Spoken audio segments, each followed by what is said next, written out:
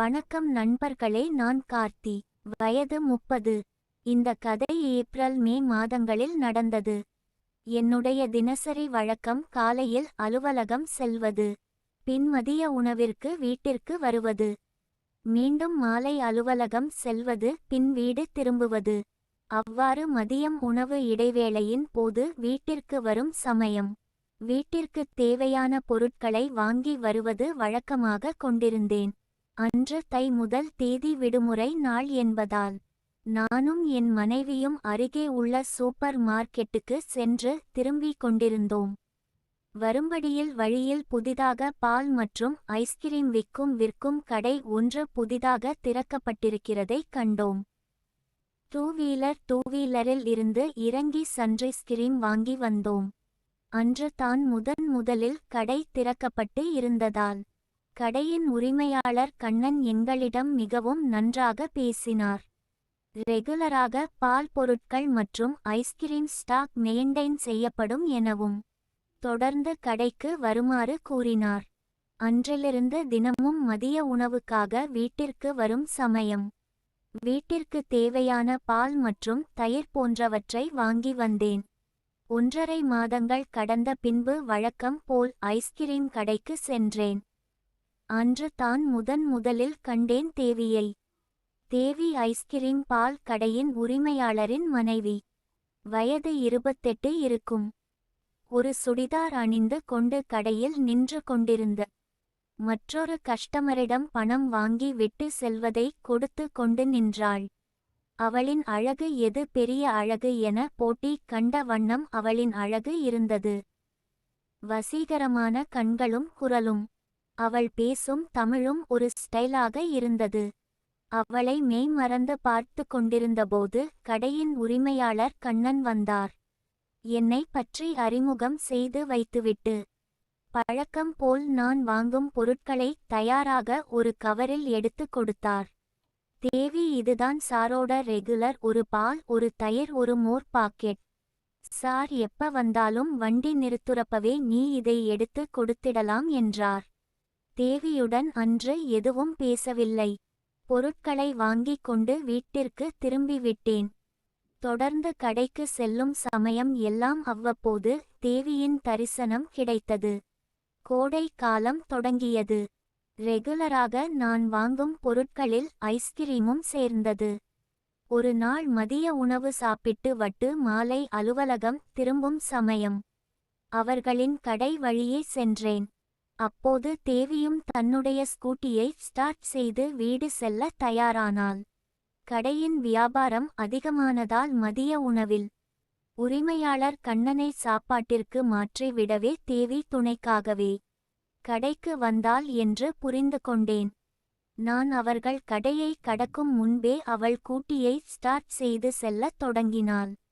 பின்னே வந்த நான் அவளை தொடர்ந்து செல்வது போல் தோன்றியது. அன்று வரை அவர்களின் வீடு எங்கு இருக்கு என்று கேட்டதில்லை. தொடர்ந்து அவள் பின்னால் சென்று கொண்டிருந்தேன். ஒரு சிக்னலில் அவள் எனக்கு முன் நின்று கொண்டிருந்தால் நான் பின் நின்று கொண்டிருந்தேன். வண்டியின் கண்ணாடியை சரி செய்தால் பின்னால் நான் நிற்பதை அதில் கண்டாள். சட்டென்று திரும்பி அவளின் வசீகர கண்ணால் ஒரு பார்வை தந்து விட்டு புன்னகைத்தாள். நானும் பதிலுக்கு சிரித்துவிட்டு தொடர்ந்து வண்டியில் சென்றேன். அப்போதுதான் தோன்றியது இவர்களின் வீடு எங்கு உள்ளது என்பதை அறிந்து கொள்ள வேண்டும் என்று. அவளை பின்தொடர்ந்து செல்ல ஆரம்பித்தேன். நான் அலுவலகம் செல்லும் தூரத்தில் பாதியை கடந்த பாதையில் நான் இடதுபுறம் செல்ல வேண்டும் என்றால் அவள் அதில் நேராக அவள் வீட்டிற்கு சென்றாள். இடதுபுறம் கட் செய்யாமல் நேராக அவளை பின்தொடர்ந்தேன்.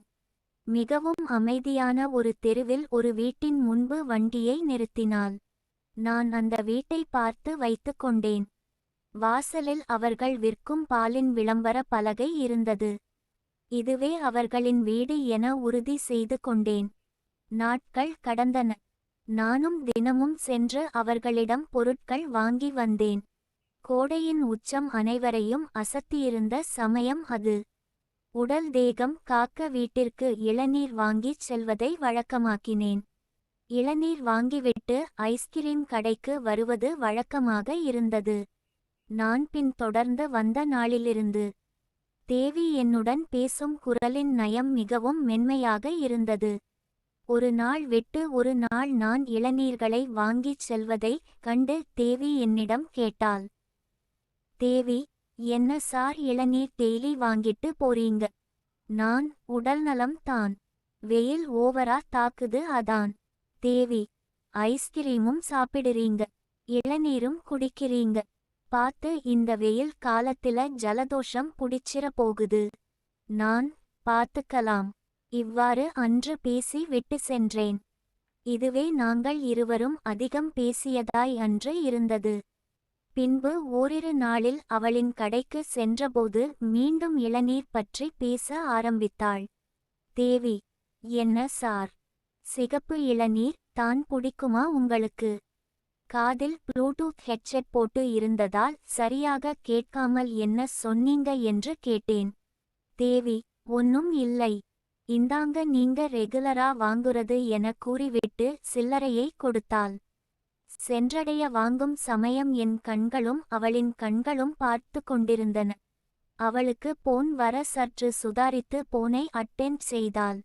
நான் அங்கேயே நின்றேன். கடை போனில் அவளின் அம்மா அழைத்திருந்தாள். போனில் தேவி, என்னோட போன் தொலைந்து போச்சு. புது போனும் நம்பரும் இப்ப தான் 1 மணி நேரத்துக்கு முன்னாடி வாங்குனேன். நம்பர் சொல்றேன் குறிச்சுக்கோ அம்மா, 4 மணிக்கு மேல கூப்பிடு. போன் நம்பரை குறித்து 4 மணிக்கு மேல கூப்பிடு என கூறும் போது என்னையே பார்த்து கொண்டிருந்தாள். கையில் மொபைலோடு நின்ற நான் அவள் போனில் நம்பரை கூறும் சமயம் அவளின் நம்பரை நானும் குறித்து கொண்டேன். எனக்கு சிறிது சந்தேகம் இருந்தது. அவள் என்னிடம் தான் போன் நம்பர் கூறினாளா, இல்லை நான் தவறாக புரிந்து கொண்டு இந்த செயலை செய்தேனா என்று புரியாமல் இருந்தேன். மறுநாள் கடைக்கு சென்றபோது என்னிடம் எதுவும் பேசாமல் நான் வாங்கும் பொருட்களை ஒரு பையில் வைத்துவிட்டு என்னிடம் காசை வாங்கி விட்டு சில்லறை கொடுத்தாள்.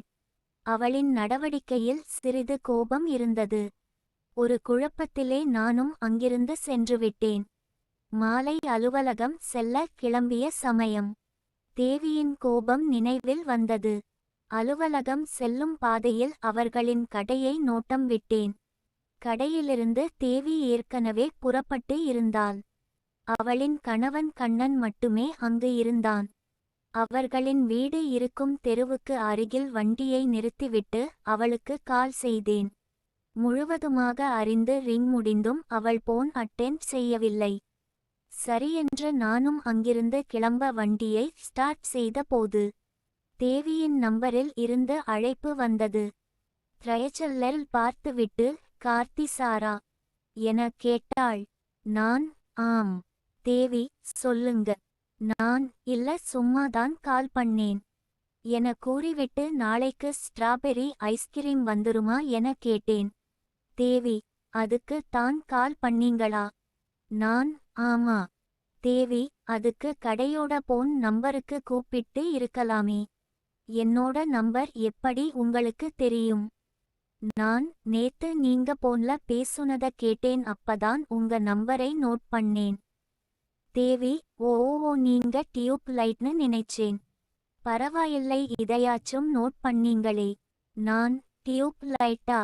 ஏன் அப்படி சொல்றீங்க? தேவி, அப்படி தான் சார். நான், ஏன்னு சொல்லுங்க. தேவி, உங்களுக்கு சிகப்பு இளநீர் தான் பிடிக்குமா? நான், டியூப் லைட்னு ஏன் சொன்னீங்க அதை சொல்லுங்க ஃபர்ஸ்ட். தேவி, இப்பவும் நீங்க டியூப் லைட் தான் சார். சற்று யோசித்தேன். இரட்டை அர்த்தம் என புரிந்து நான், எல்லா இளநீரும் பிடிக்கும் தேவி என்றேன். அதுதான் நான் முதலில் அவளை தேவி என்று அழைப்பது. அப்படி ஒரு சிரிப்பு சிரித்தாள். நான், தேவி தேவி தேவி, சொன்னேன்ல நீங்க டியூப்லைட்னு. இவ்வளோ லேட்டா தான் புரியுது உங்களுக்கு. நான், இப்போ சிரிச்ச சிரிப்ப வெளியே நின்னு சிரிச்சிருக்கலாம். பேச்சும் சிரிப்பும் அடங்கியது. சட்டென்று வெளியே எட்டி பார்த்தாள். அவள் வீடு அருகே நின்று ப்ளூடூத்தில் பேசிக்கொண்டு இருந்த என்னை கண்டு திகைத்து பின் மந்திர புன்னகை ஒன்றை பரிசளித்தாள். தேவி, இங்க என்ன பண்றீங்க? நான், வெயில் ஓவர்ல. அதான் மரத்து நிழலில் கொஞ்சம் ரெஸ்ட் எடுக்கிறேன். தேவி, ஓஹோ. நான், ஆமா, இங்க ஒரு இளநீர் கடை இருந்துச்சே, அது இப்போ இல்லையா? தேவி, உங்கள பேரு சொல்லி கூப்பிடலாமா? நான், தாராளமா தேவி.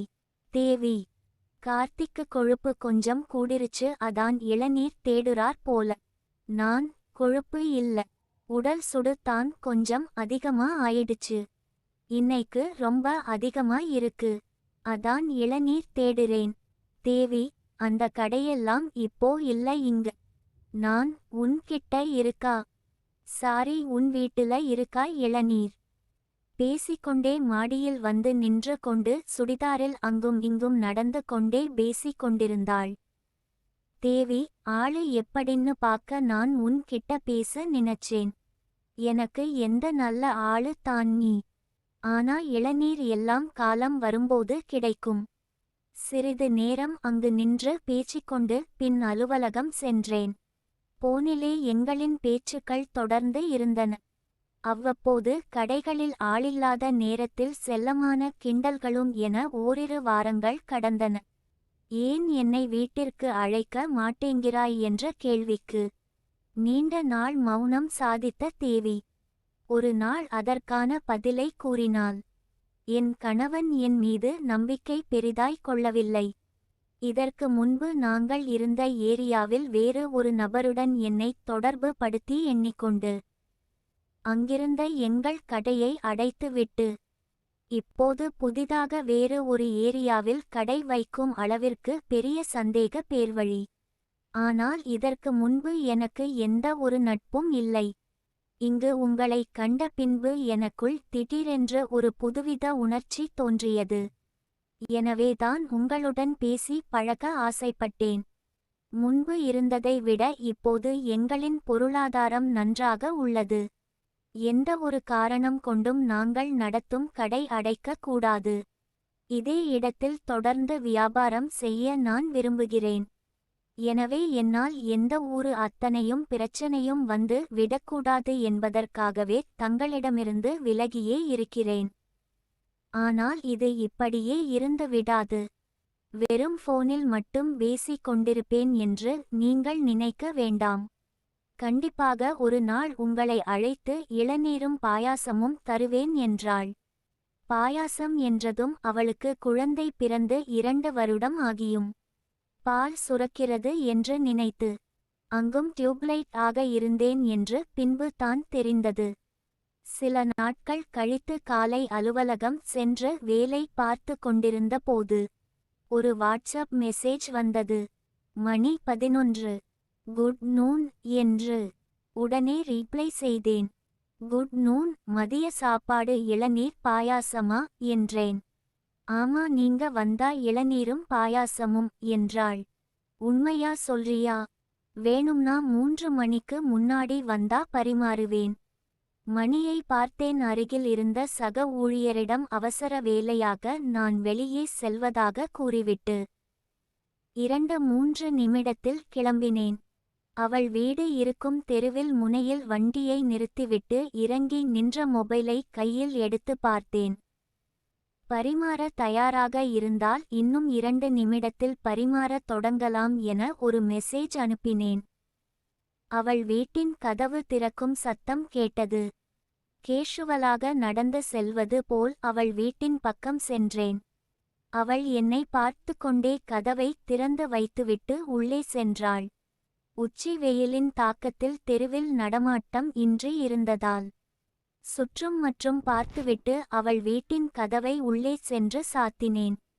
கருப்பு நிற புடவை, தலையில் மல்லிகை பூ, கண்களில் கண்மை, மேலும் சில அழகை ஏற்றும் வண்ணப்பூச்சுகள், உதட்டில் லாவண்டர் கலரில் லிப்ஸ்டிக் என மொத்தமாக ஒரு அழகு கடலாய் என் முன் நின்றாள் தேவி. நான் உள்ளே சென்றதும் கதவை சாத்திய பின் எதுவும் பேசாமல் என்னை பார்த்து சிரித்து கொண்டே உள்ளே நடந்து சென்றாள் தேவி. நான் வேகமாக நடந்து சென்று அவளின் முன் நின்றேன். எங்களின் இருவரின் கண்களும் நேருக்கு நேராக பார்த்து கொண்டு எவருக்கும் புரியா பாஷையில் ஏதேதோ பேசிக் கொண்டிருந்தன. மேலும் காலம் தாமதிக்க மனம் விரும்பவில்லை. அதனால் எங்களின் ஆட்டத்தை தொடங்கி நன்றாக முடித்தோம்.